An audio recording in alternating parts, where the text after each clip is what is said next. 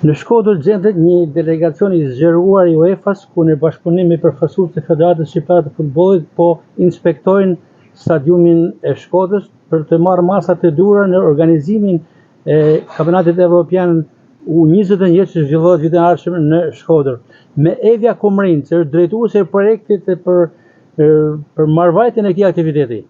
Po Evja, diçka për takimin e sotëm, ju pam duke vëzhguar, fotografuar, inspektuar stadiumin brenda dhe jashtë, por edhe gjërat e tjera.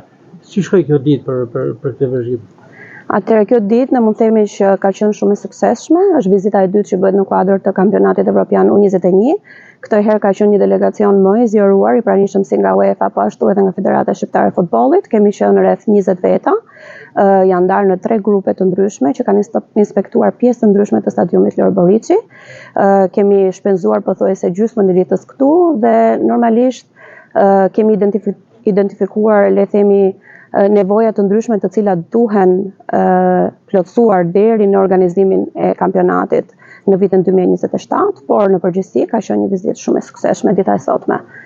Vizita e radhës normalisht vazhdon ditën e nesërme. Ky inspektim do të jetë një inspektim i cili zgjat 4 ditë dhe do të inspektohen të 4 stadiumet të cilat do mirëpresin këtë kampionat në vitin 2027.